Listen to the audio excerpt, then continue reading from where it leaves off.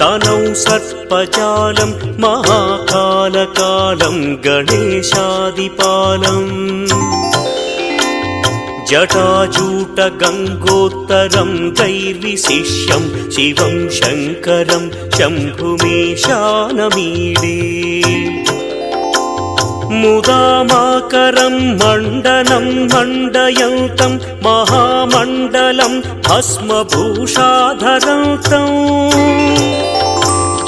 अनादिं ह्यपारं महामोहमारं शिवं शङ्करं शम्भुमीशानमीडे वटाधो निवासं महाट्टाट्टहासं महापापनाशं सदा सुप्रकाशम् गिरीशं गणेशं सुरेशं महेशं शिवं शङ्करं